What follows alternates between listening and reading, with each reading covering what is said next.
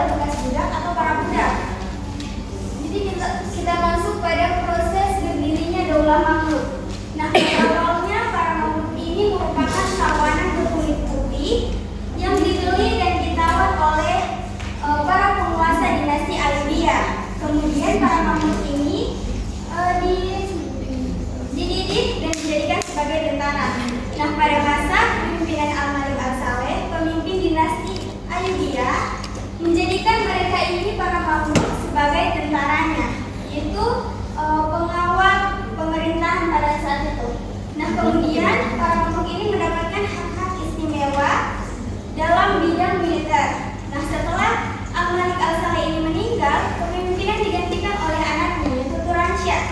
Nah, kemudian para golongan Mamluk ini tidak suka karena Turansyah ini membawa pasukannya dari pasukan tentara yang berasal dari Kurdi. Nah, maka di bawah pimpinan Aibak dan Baibar, mereka membunuh Turansyah. Nah, setelah Turansyah meninggal, kepemimpinan digantikan oleh istrinya Al-Malik Al-Saleh, yaitu Sajadah yang merupakan kalangan dari Mamluk. Kemudian Sajadah ini berhasil memerintah selama 3 bulan. Kemudian Sajadah sempat menikah dengan pemimpin Mamluk, yaitu Aibak. Sajadah sempat memberikan kekuasaan kepada Aibak. Setelah Aibak mendapatkan kekuasaan tersebut, Aibak membunuh Sajadah. Dan Aibak ini sempat menunjuk Musa sebagai penguasa dinasti Ayyubiyah. Nah, tidak berselang lama kemudian Aibak membunuh Musa, dan disitulah dinasti Ayyubiyah ini berakhir dan digantikan oleh dinasti Mamluk.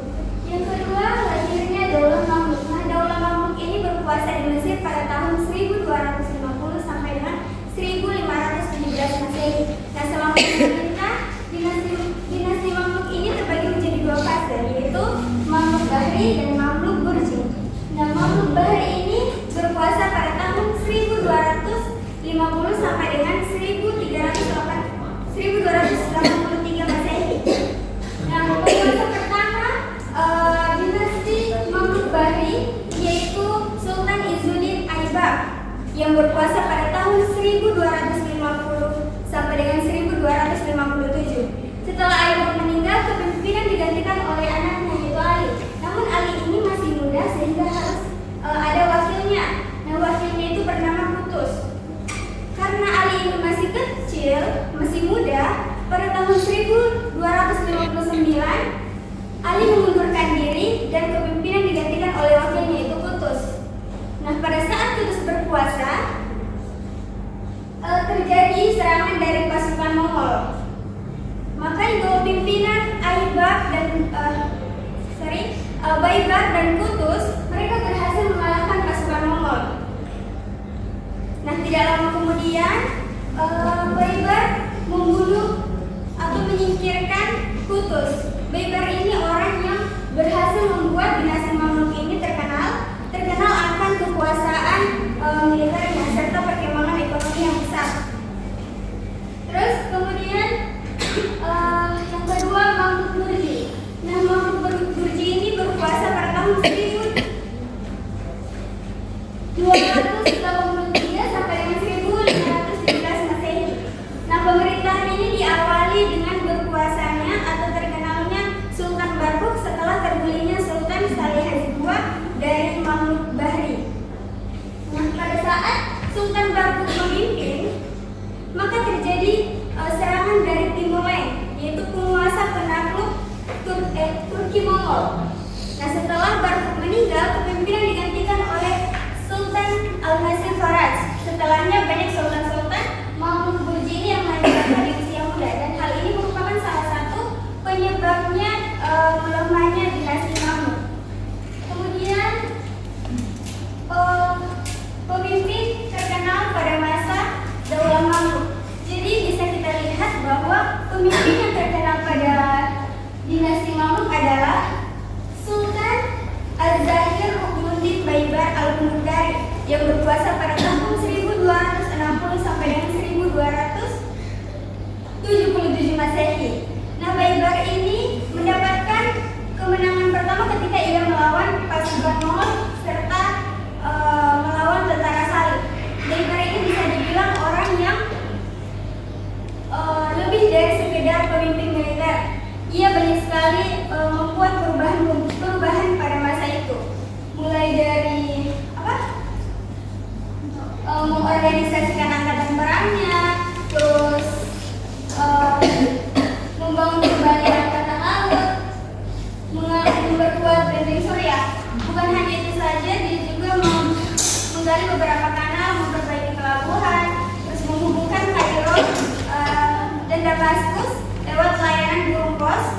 Terus juga mendirikan terminal kuda di setiap pos pemerhatian.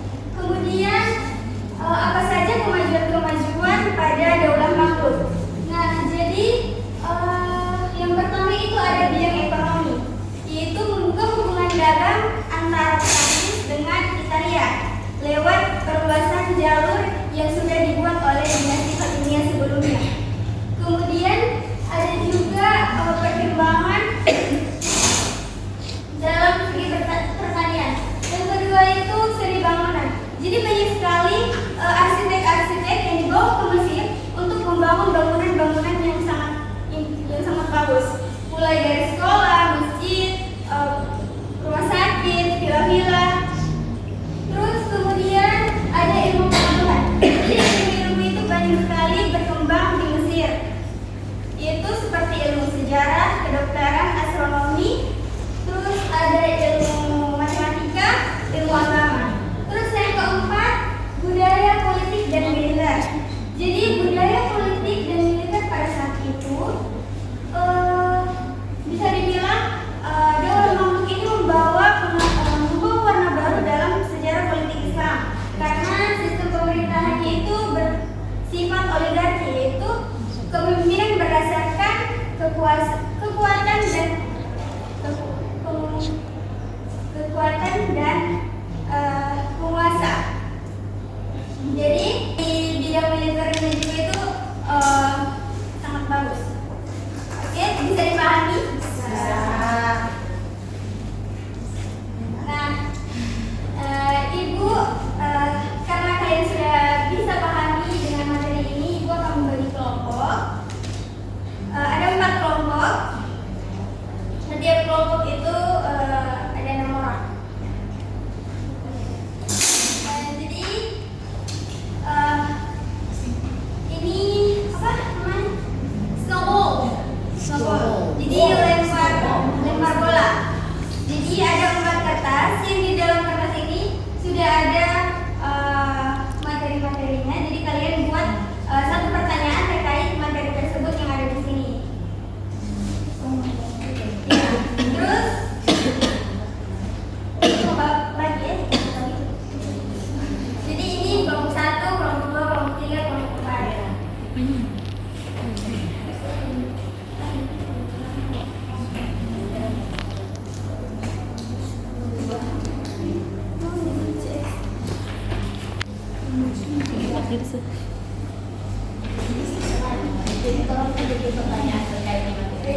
Jadi ini breaking pertanyaan terkait materi yang pegang kertas ya boleh nih. Beri waktu lebih untuk membuat pertanyaan. Dan jika sudah membuat pertanyaan tersebut, jadi setiap kelompok ada perwakilannya untuk berdebat. Terus setelah itu kalian buat di kertas, buat seperti bola. Gulung. Nanti lempar ke kelompok lain untuk menjawab pertanyaan tersebut. Maju ke depan setiap perwakilan.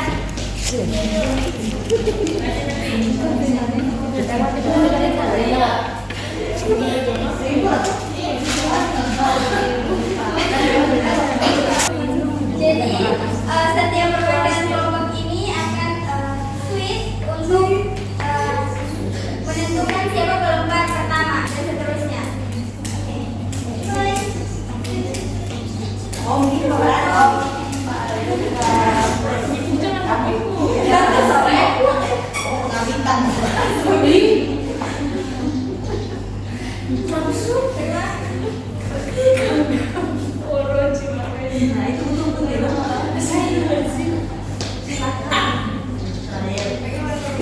Jadi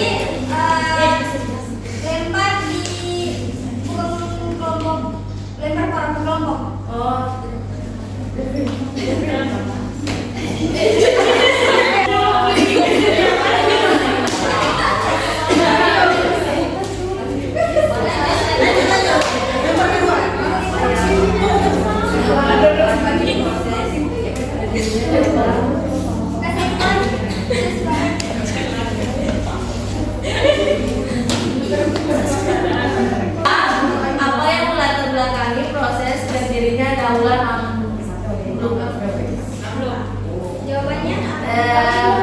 didirikan oleh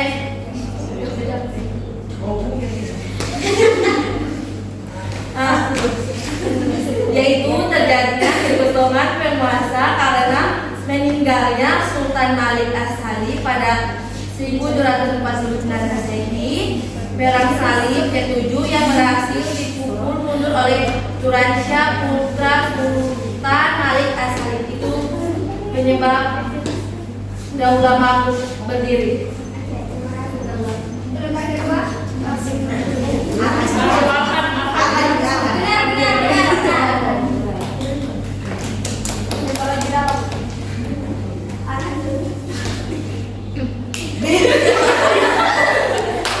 Siapa di sini? Aduh, musuh taruh be. Siapakah pemimpin dinasti Mamluk yang paling terkenal? Siapa?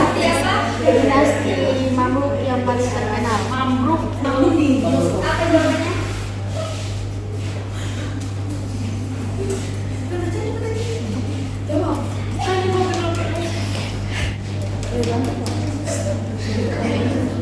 Yang tidak bisa jawab Bantu.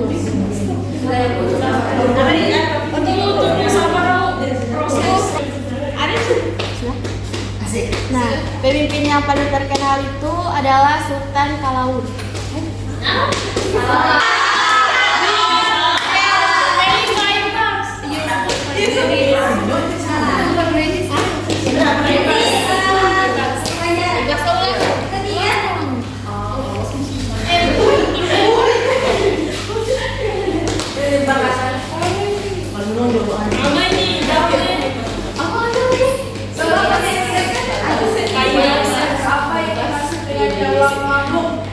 Jadi Daulah Mamluk itu kalau arti berkata daulah itu pemerintah, kalau mamluk itu budak-budak. Jadi di Daulah Mamluk berdiri karena dari budak-budak.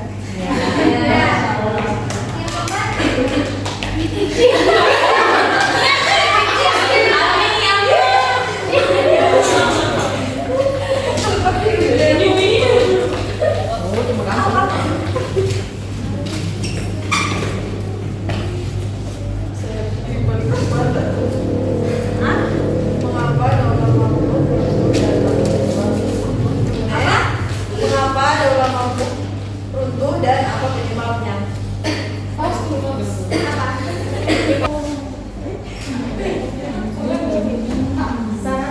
Jadi karena adanya perang dengan Turki Utsmani.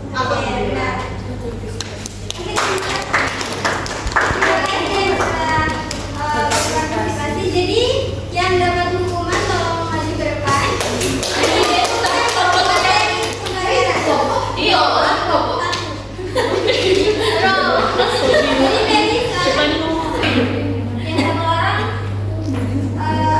Memberikan kesimpulan pelajaran hari ini. Yang kedua, doa penutup. Kesimpulannya itu saya kemudian pernah mengalahkan pasukan Mongol di tentara Salib tidak hanya mengorganisasikan acara perang membangun kembali angkatan laut dan perkembangan daerah Banten, Suriah.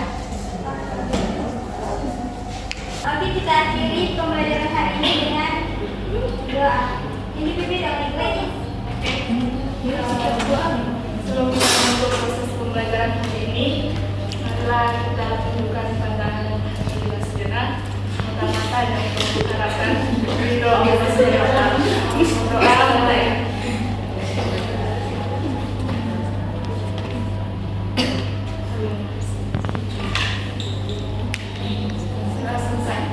Terima kasih Mary Glady. Oke, kita hari ini